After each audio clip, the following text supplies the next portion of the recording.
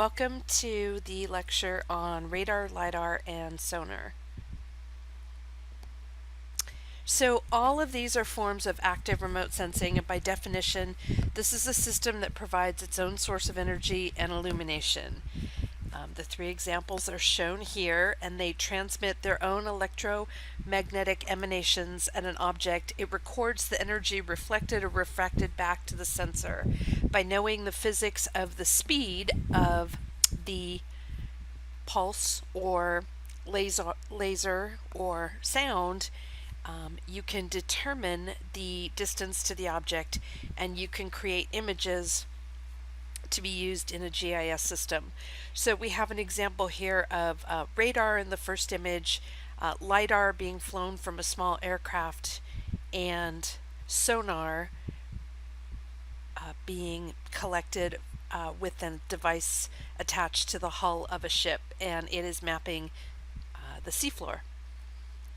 So with radar, it's an acronym for radio detection and ranging, and it detects surface features on the Earth, and it does this by bouncing radio waves off of them and measuring the energy reflected back. You can see a screen here that a GIS analyst might use for radar functioning, and there is another picture that most of us are probably familiar with, hopefully not too familiar, with a police officer using a speed detector, and it's the same technology. It is a radio detection that estimates the speed of a car. So an active microwave instrument, or radar, is commonly used to describe the instruments aboard the ERS satellites. So here's a schematic showing you the physical features of this radar. You can also see the terminology radar altimeter, and this is showing you the antennas and the collection panels aboard this satellite.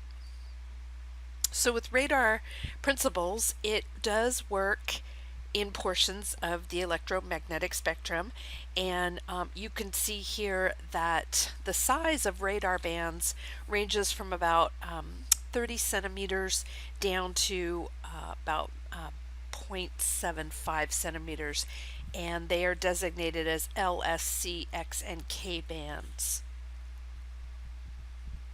There is also a chart here of radar frequencies according to international standards. So radar applications use relatively high-powered pulse transmitters and sensitive receivers, and radar is operated on bands that's not used for other purposes. Most radar bands are in the microwave part of the spectrum, and they are important for many applications, especially meteorology, and they make use of powerful transmitters in the ultra-high frequency band. So you can see here that on the left is a type of radar that is looking for aircraft, and it will rotate, sweeping the airspace with a narrow beam. On the right is a long-range radar antenna, and this is used to track space objects and ballistic missiles. So you can see here a schematic of the radar principles, and we have a satellite device that is transmitting the pulses, and then the echoes off of the object are received back by the antenna. The azimuth direction, when we're talking about radar terminology, is a direction that's parallel to the line of flight. It's also called a long track direction. You can see that azimuth is a horizontal angle, and the measurements are in degrees based on 360 degrees, not degrees of temperature, but degrees of or radians. And it is between a baseline drawn from a center point and another line drawn from the same point. Nadir refers to the point on the ground that's directly beneath the object. In this instance, it is beneath the center of the camera lens. Slant range is that diagonal line, and it's the direct line of sight distance to a target, and it's measured at an angle to ground surface. Ground range is the conversion of slant range to the corresponding distance along the ground. So the slant range and ground range are related. So range is the line of sight distance between the radar and each illuminated scatterer or target. The double-headed arrow represents the spacecraft altitude. The circle in this diagram represents the spacecraft, and this is just a diagram representing side-looking geometry. So you can see that there are different heights on the ground, so the radar is going to be getting targets back at different times, and this interpreting this allows us to get a depiction of that three-dimensional ground as you see in this drawing. So here is another diagram showing the width of an image seen in the range dimension is known as swath, and it's measured in either ground range or slant range. And so this diagram is showing a blue cone that is representing the swath width, and it is showing you this relative to the near range, far range, and slant range. So an incident angle is from a defined starting point, the purple line in this example, and the incident angle is represented by the Greek letter theta. And in general, reflectivity from distributed scatterers decreases with increasing incident angle. So the bigger the angle, the less reflectivity we're going to have. And the incident angle is commonly used to describe the angular relationship between the radar beam and the ground surface layer or a target. So a depression angle is relative to the line of sight from the radar to an illuminated object as measured from the horizontal plane at the radar. You can see the radar and the depression angle relative to the elevation angle, both on opposite sides of the slant range, and the relationship with the ground range and Earth in this diagram. So when we talk about backscatter, it's the portion of the outgoing radar signal that the target redirects directly back to the radar antenna. And this diagram is showing you different behaviors of how that signal would reflect, and gives you an idea of the different kinds of backscatter. So a flat surface would have a pretty direct linear backscatter. Forest would have a lot of variation, as would cropland. Mountains would be pretty straightforward, and then rough surface or cities are going to have multiple bouncing of the signal. So here's some scattering mechanisms, and we did talk about this in a previous lecture. You can have reflection off of a smooth surface. That's ideal. It doesn't really happen very much in the real world. You really do get scattering off of a rough surface. You can also have double bounce, where the signal is bouncing off of, say, the ground and then the side of a building, or the ground and a tree stump. And you also have volumetric scattering, which is where the signal is going to bounce around in many directions, as in a tree canopy. And there is also a volumetric scattering example shown here through snow. And the effects of ice and snow will cause multiple or volumetric scattering. So soil sampling with radar, it's not ideal for moist soil, and it is commonly used in desert areas where sand is covered with dry soil. The P and the L band radar reveal features that are several meters below the surface.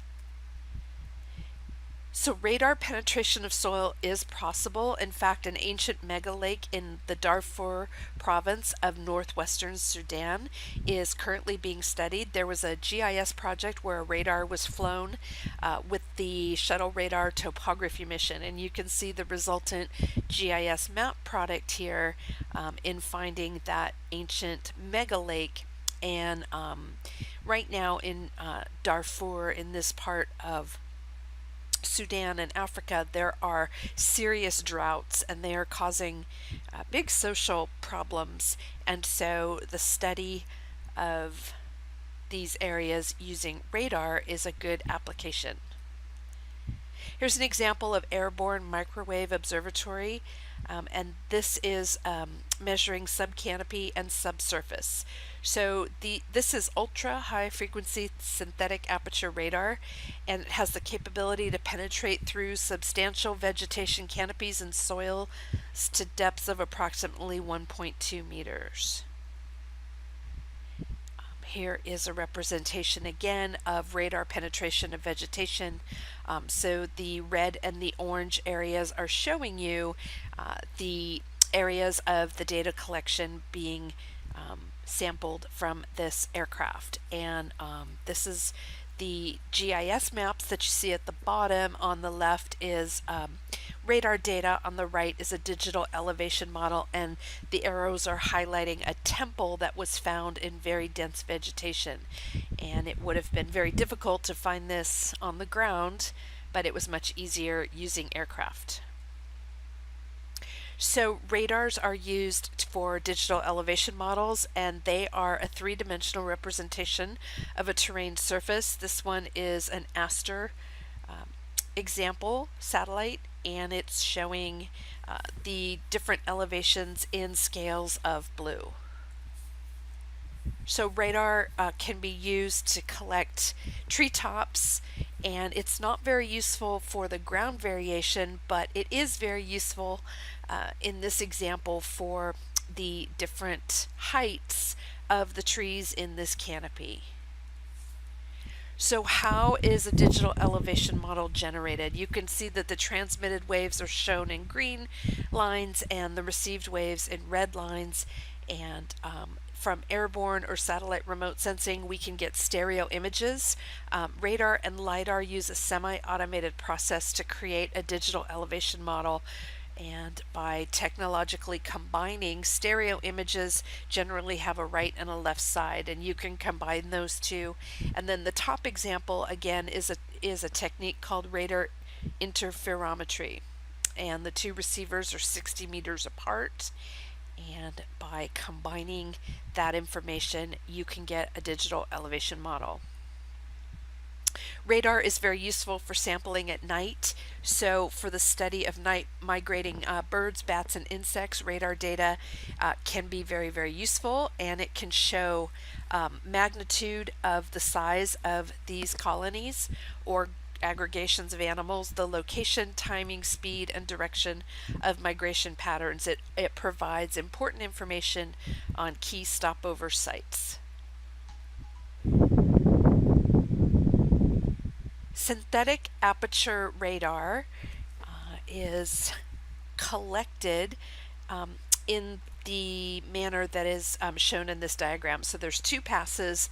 The first one measures a phase, and then the second one also measures a phase of the same area. You can see the resultant image is shown in a square on the land in this example, and the wavelength is represented by the different colors and is measured in radians. So it's actually showing a shift between the first phase and the second phase. So interferometry is useful in displacement and is a very important tool in the study of Earth movement and shifting common in earthquakes and other geological events. So SAR works because airborne SAR imaging is perpendicular to the aircraft velocity, and it's shown in the figure here. It produces a two-dimensional image. One dimension is called range or cross-track and is a measure of the line of sight distance from the radar to the target. So range measurement and resolution are achieved with SAR in the same manner as most other radars. The range is determined by precisely measuring the time from transmission of a pulse to receiving the echo from a target, and in the simplest SARs, range resolution is determined by the transmitted pulse width. For example, narrow pulses yield very fine range resolution. So this is an example of how sea surface height is determined using satellite radar altimetry. It's an accurate measure of sea surface height, and it's actually mapping the marine gravity field. and we have detail down to a spatial resolution of 15 meters, and this is in turn used to predict ocean depth and map ocean floors. And in 1997, Smith and Sandwell developed sophisticated algorithms for this type of measurement. It's very important for ocean dynamics, things like the movement of the tides and currents, and getting sonar measurements of bathymetry and then comparing those with sea surface height allows us to get a global gridded data set of predicted seafloor topography.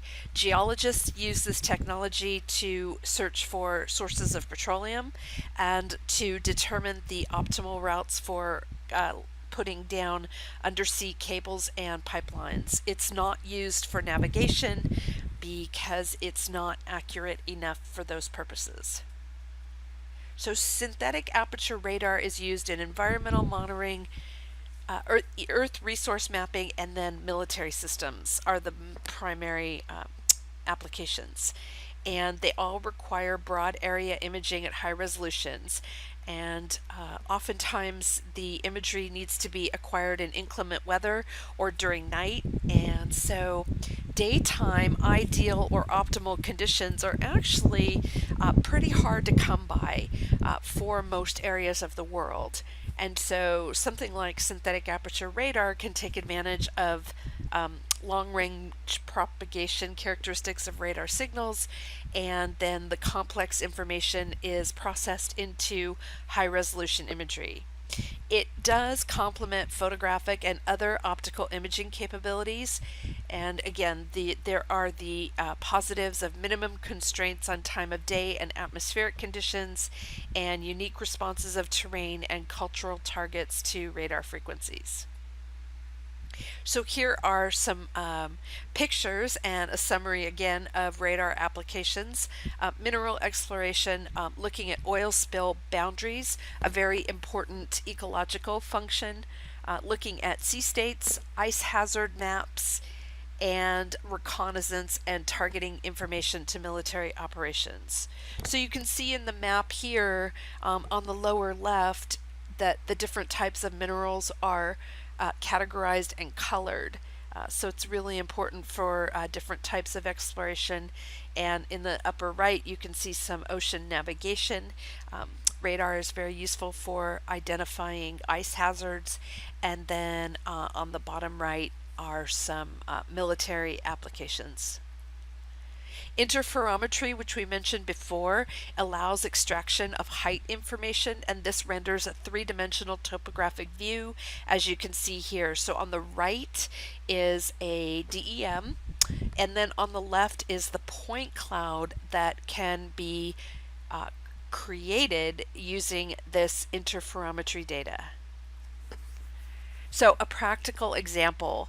Sandia operates a VHF UHF synthetic aperture radar, and it uses the band of 125 megahertz to 950 megahertz. It's carried on a Sandia twin autocraft, and the data is collected at ranges of 2 to 10 kilometers. It can process images in real time to resolutions as fine as 1.5 meters, but also collects data that can be processed post-flight to finer resolutions. And the radar is used for looking at foliage penetration and ground penetration experiments. And so here are some examples showing you a railroad track and vegetation in the different bands of SAR. So advantages of radar: it can penetrate clouds, which approximately 70% of the Earth is covered in clouds at any given time, and so it's radar is better than optical remote sensing with the visible and near infrared bands. You can image at night, and the longer wavelengths can penetrate vegetation. This will reveal features that are obscured by very thick forest canopy, and it can even be useful for soil penetration. Disadvantages are that the resolution, spatial resolution specifically, is reduced at longer wavelengths, and there are if you have steeper incident angles, it will reduce the shadowing effect. So moving on to LiDAR, it stands for light detection and ranging. This is a technique that uses lasers to measure distance to reflective surfaces. It's commonly flown on a small aircraft, and you can see the yellow lines here are representing the pulses, and the dots on a particular tree in this forest stand are the LiDAR returns. And so those dots are what create the point cloud. We saw an example a few slides back, and LiDAR also creates a point cloud.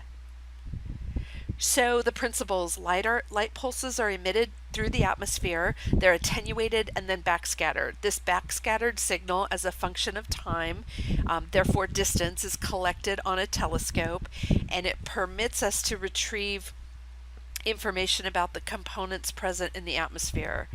In the case of white light LiDAR, the signal is recorded at several wavelengths, allowing measurements with both spectral and spatial resolution.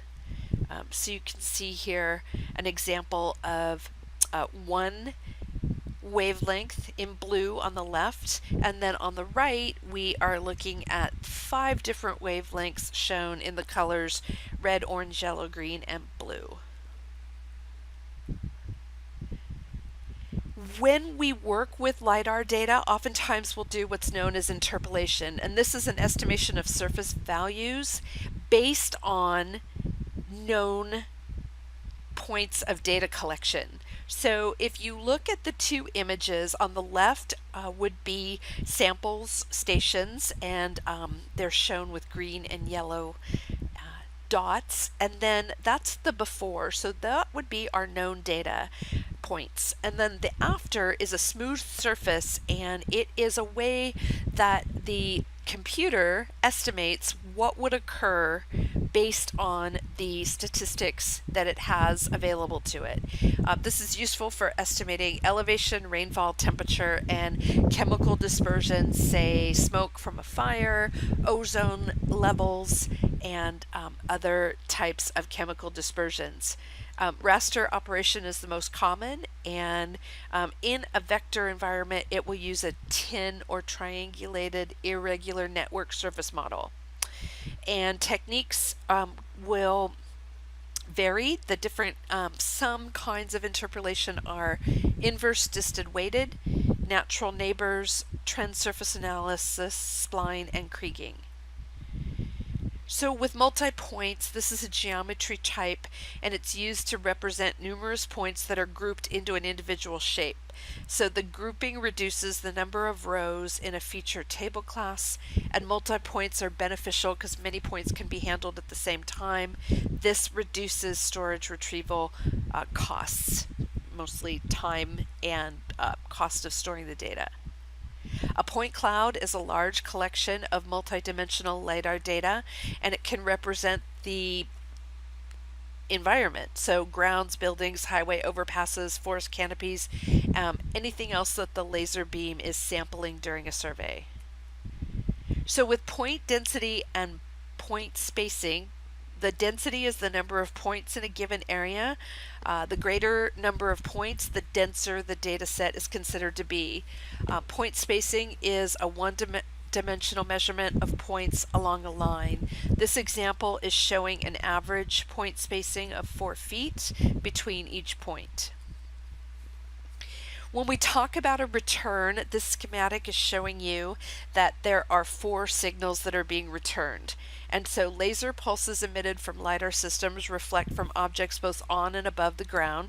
This includes vegetation, buildings, and bridges and roads, for example. Any emitted pulse that encounters multiple reflection surfaces as it travels towards the ground is split into as many returns as there are reflecting surfaces. So in this example, the first return is the canopy. Returns 2 and 3 are different heights of those trees, and then return 4 is the ground. The time is the length of time it takes for the signal, or the delay between the transmission and the receipt of the return pulse. And there's a clock in the laser scanner system that records the time. Tolerance is a minimum distance between two coordinates, and you can see here we have two features, and this diagram is showing you on the left an XY tolerance, for example, equal to 1, shown by the double-headed arrow, and then you can see that if we have the sampling if you look at the 2 points below the green arrow, so I guess in between the two down green arrows, both of those points would be interpreted as being at the same location because of the tolerance. They are within a unit of 1 distance from each other, so they would be interpreted as being at the same location. So as an analyst, you can set the tolerance to be different values. Okay, so digital elevation models, digital surface models, and digital terrain models are used in situ surveying, photogrammetry, INSAR, and light detection and ranging. These are all areas and applications that work with or create DEMs. So a LiDAR system component, how does it work? There's 4 parts, and they work together to produce accurate, usable results. We have our sensor, which scans the ground as the plane flies. It's commonly in green or near infrared bands. We have GPS receivers that are tracking the altitude and location of the airplane. These variables are important in attaining accurate terrain elevation values. We have inertial measurement units that track the tilt of the airplane as it flies. Elevation calculations use tilt to accurately measure incident angle of the pulse. And then computers or data recorders are going to record all of this height information. And then, so a LiDAR component cohesively makes up what would be called a light detection and ranging system. So LiDAR is a sampling tool, and it is capable of 160,000 pulses per second, and the LiDAR point cloud creates millions of points. The density is less than 1 meter with accuracy of about 15 centimeters vertically and 40 centimeters horizontally. Here is some LiDAR from the Savannah River site, and it is showing you different types of interpolation, inverse distance weighted, and on the top, and then there's shaded relief versions on the bottom. So again, the LiDAR unit scans the ground from side to side as the plane flies over. This schematic is showing you first and last return, and then on the right, first, second, and last returns. And it's giving you an idea of how the LiDAR system calculates elevation as it accounts for angles. The circle at the bottom is what's known as an instantaneous laser footprint. It's the sampling area on the ground. So with LiDAR intensity, it's the peak voltage of the return signal, and the factors that control LiDAR intensity, it's monochromatic, there's an extremely small bandwidth, the range of the target is going to affect it, angle of incidence, and then the conditions of the atmosphere. So LiDAR energy can penetrate the forest canopy just like sunlight does, and it reflects off of different parts of the forest until it finally hits the ground. It's not the same technology as X-raying, but it's actually peering through gaps in the leaves. And there's multiple hits of the branches, and that's the number of returns. So again, this example is showing 4 different returns. The first, second, and third return, and then it hits bare ground. If there's no forest in the way, it would just hit the surface and then go back. So sometimes a pulse of light doesn't reflect off of one thing. One light pulse can have multiple returns. And LiDAR systems will record that information from the top of the canopy all the way to the ground. This is very important for forestry and agriculture and looking at forest structure and shape in tree stands. So digital elevation models are bare earth models of the Earth's surface, also known as topology models. You can derive DEMs or digital terrain models by using ground hits from LiDAR. And then ground hits are the last return of the LiDAR. So when you're doing a digital elevation model, you wouldn't want to sample the tops of buildings or even the tops of trees. You want the ground. So with LiDAR, you need to filter points, you create topology from last returns or ground, then you interpolate, and this surface here is showing you elevation in different colors. You can build your DEM, and from a DEM you can use tools in ArcMap to calculate slope, aspect, and hillshade. Those are just some of the examples. With a digital surface model, now you can look at canopy heights, and you can also look at topological features on the ground by taking the first return and subtracting the last return or the bare earth. That gives you a normalized canopy height model. So the top of the tree height minus the ground height is your canopy height model. By interpolating the result, you can get a surface of features of real height on the ground or the tops of things. So more factors that are affecting how LiDAR works is light intensity. So you can also have range, incident angle, the beam, receiver, and surface composition. So all of the moving parts or components are going to affect your results. And when when the pulse is tilted further away, the return of energy decreases. So when you're sampling further away from the actual aircraft, you're going to have a decrease in return energy. So light intensity is particularly useful in distinguishing features in land use and cover. So for example, impervious surfaces stand out in light intensity images. Impervious are things that do not soak up or absorb water. So all man-made structures, unless they're created to be pervious. So things like parking lots, roads, buildings, etc. are impervious surfaces.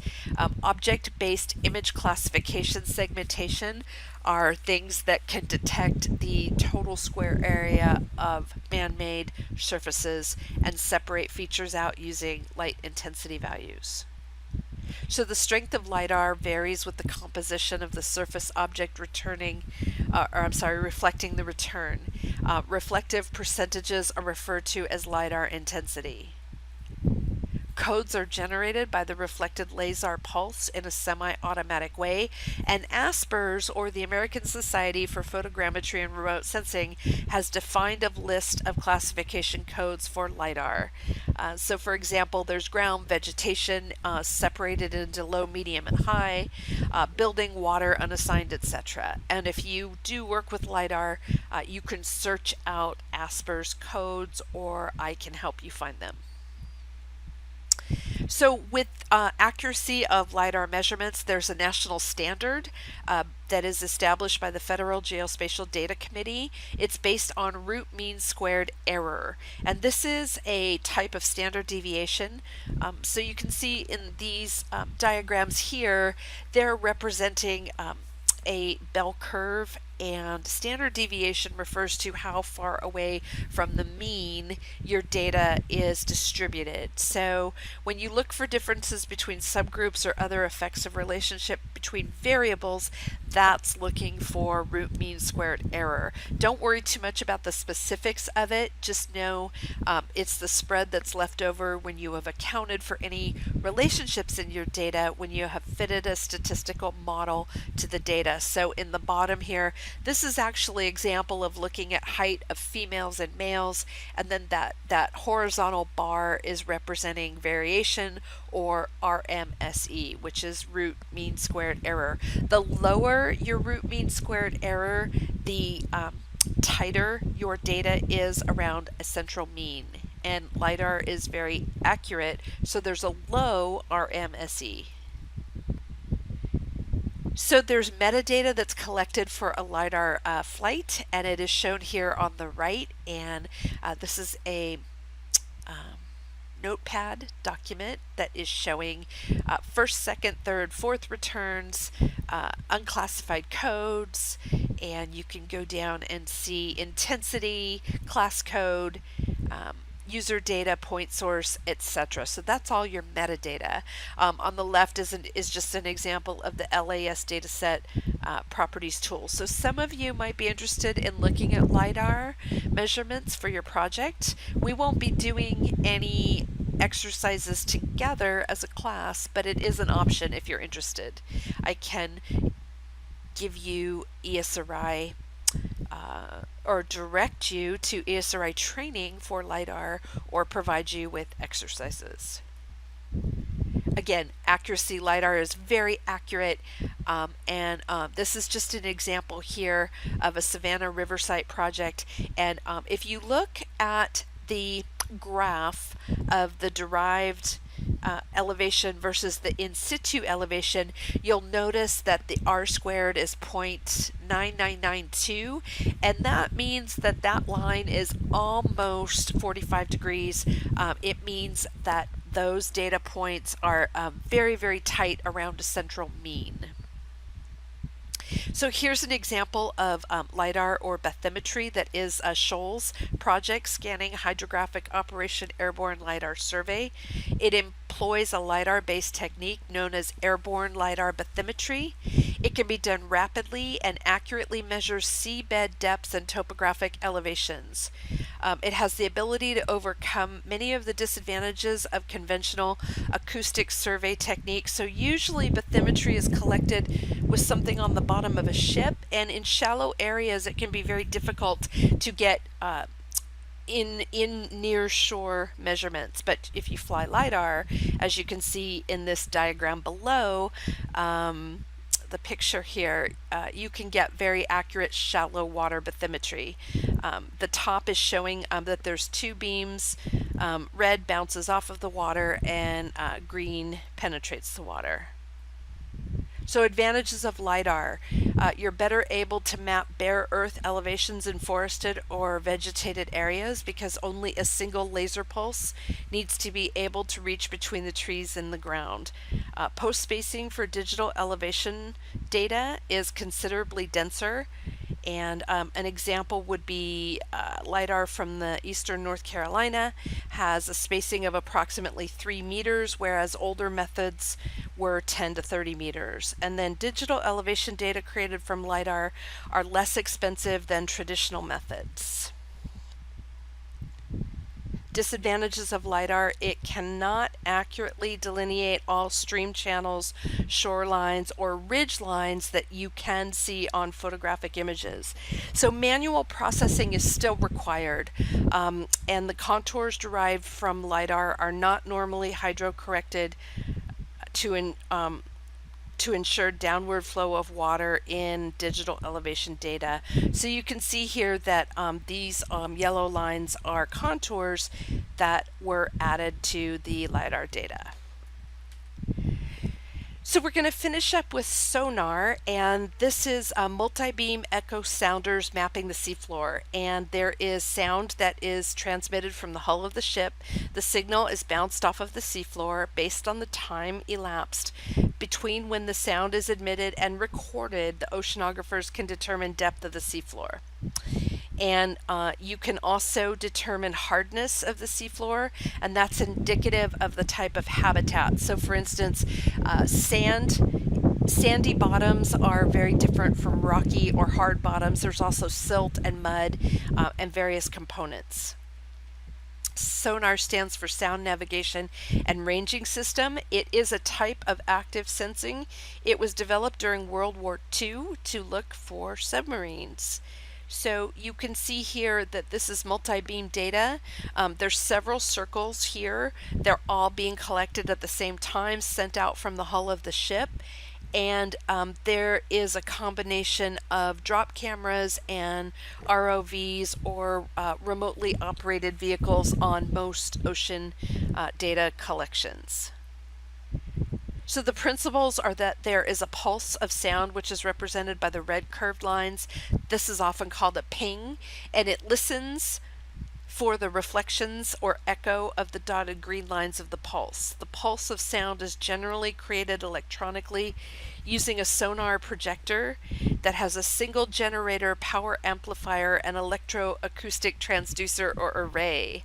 A beamformer is employed to concentrate the acoustic power into a beam, and it can be swept to cover the required search angles. It's measured and converted into a range. By knowing how fast sound travels, you're able to determine the distance of that ping and the reflection. So with the principles of sonar, it can only go through air, water, or earth. It cannot go through a vacuum like electromagnetic waves, and it's measured in hertz or cycles per second. Humans can detect between 20 to 20,000 hertz, and sonar is much slower than electromagnetic radiation. It's 1,500 meters per second versus 3 times 10 to the 8th meters per second, which is the speed of light. Three main types of sonar instruments. We have side scan, single beam, and multi-beam. So side scan is towed behind a vessel. Single beam is attached to the hull of a ship, as is multi-beam. Multi-beam provides the most sophisticated and best seafloor mapping, as you can see in this diagram here.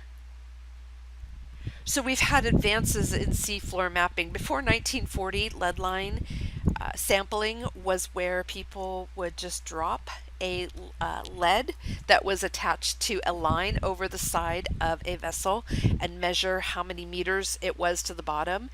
Between the 1940s and 1980s, single beam technology was used, and now multi-beam technology can collect over a much wider area and gives us more accurate maps.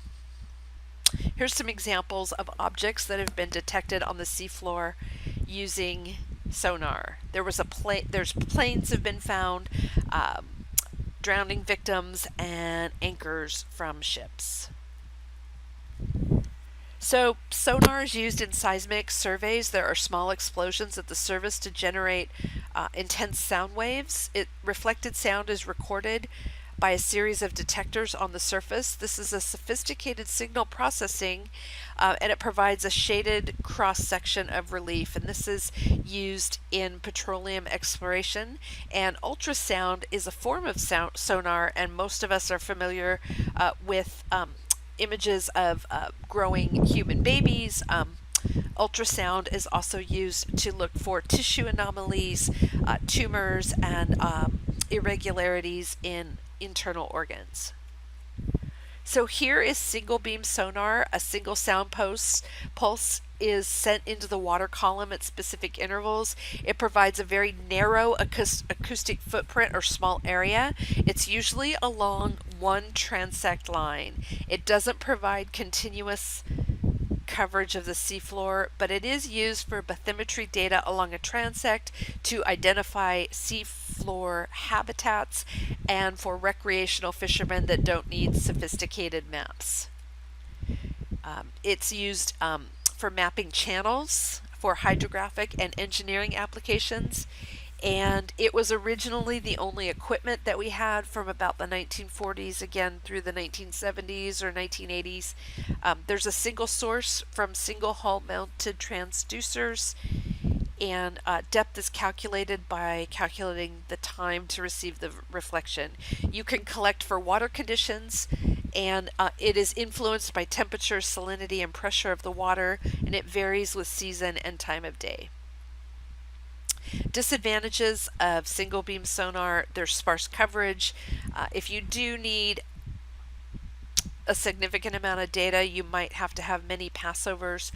The spatial resolution is not sufficient to distinguish textural differences. So advantages: the data are easy to collect and interpret, and there's less storage capacity needed than multi-beam applications. So with multi-beam sonar, you have bathymetric depth and acoustic backscatter. So these are pulses or beams that cover large overlapping swaths of the seafloor. It is endless continuous coverage of the seafloor mounted on a ship's hull. And you can detect features as small as 1 meter and within 1 meter of a true geographic location. This is used for mapping our seafloors and also for large lakes. Here's an example of multi-beam sonar and side-scan sonar. There's an array of sound sources and listening devices mounted on the hull of a ship. They work with a burst of acoustic energy every few seconds at 1,500 meters per second. There's a narrow strip of the seafloor that's perpendicular to the ship's direction of travel, and the detectors are recording sound. Multiple echoes give a series of measurements, and the swath width is dependent on the distance from the sonar transducer to the seafloor. So if you look at this artist depiction of the water, that cone of light, or the triangular edges of the light, you can see that how big that swath is going to depend on how deep the water is. So here's an example of mapping a seamount. A seamount is an underwater volcano, and you can see that on the bottom is a DEM, and on the top it's been color coded in greens and oranges, with orange being the top of the seamount, and then there are contour lines drawn on the map product. So side scan sonar is towed behind a ship. There's a fan-shaped direction under the towfish, and the strength of the return signal is recorded to create a picture. A dark image is a strong return. Shadows have light image or no return. This is used in waters or deployed up to 11,000 meters deep water, and it has a resolution of a few centimeters. So again, a stronger echo is a brighter image. The slopes facing the sonar are bright, slopes facing away are dark. Smooth surfaces have very low backscatter, so they're darker. A rougher surface has a higher backscatter, and it's brighter. And then objects like sunken ships will generate strong echoes or bright spots. So the sonar is towed behind a boat or a ship. It's often called a towfish or tow sled, and it's used for searching and detecting objects on the seafloor. It's also used to give us a sense of the seafloor, but it's not used for bathymetric mapping because there's no depth information. So the towfish is collecting successive swaths. It's a continuous image with a spatial resolution of 3 centimeters. Each swath is 100 to 500 meters wide, and there's a 200% overlap of coverage. There's no imaging directly below the sensor, and there's a degradation of the images at the near and far portions. So on the extremes of each swath is a degradation of the image. And so mosaics are created to produce a composite, and then they're rectified with a chosen map projection. So what do you think this sonar image shows? I'll let you contemplate that and check with me if you're interested. So single channel seismic systems will create what you see here. This is a graph that was created with a seismic system monitoring movement of the ocean floor. Here is an example of satellite radar altimetry, and it is showing differences in sea surface height between spring and fall in the northern hemisphere. Combined with topographic maps of the ocean floor, this allows oceanographers to monitor oceanic conditions, and actual maps of the entire ocean are still not complete. Most of what we know is interpolated from the data that we have. Sonar data can be color-coded and classified. The data is extracted to create three-dimensional digital elevation models. Here's an example of an area off of the northeast coast. And then on the right is an example of an Arctic seamount. So again, a seamount is an underwater volcano, and you can see the elevations are color-coded. The highest part of the seamount is shown in red. So today, sonar is used to image ocean floor depth. We create GIS-compatible bathymetric coastal maps, geological mapping of the seafloor, very important for looking for minerals and petroleum, for the search and recovery of ships, and for environmental monitoring. Here is a list of more specific applications of sonar data from the fields of engineering, dredging, environmental, fisheries, seabed characteristics, mine detection, and target location. So if you're interested in sonar, I would encourage you to come back and explore this list, and you can do a Google search to look for projects that use sonar data. This example here is an example of color-coded shaded relief bathymetry off of San Diego, California. So you can see that the deeper portions of the image are shown in the blues, and then the lighter, I'm sorry, not the lighter, but the greens, yellows, and then the browns are showing shallower water. So in conclusion, sonar is a major technology for mapping water depths where satellite altimeters can measure. Sonar imaging and classification technology is used in geology, mineral composition, and identifying habitats. It's used for the development of integrated gridded elevation data sets, GIS and LIS applications, and it's used to determine environmental impact for population growth along coasts, things like loss of wetland, contamination, dredging, overfishing, a lot of common concerns in environmental monitoring. And it's used to search for energy resources, particularly petroleum. That concludes radar, lidar, and sonar. Thank you.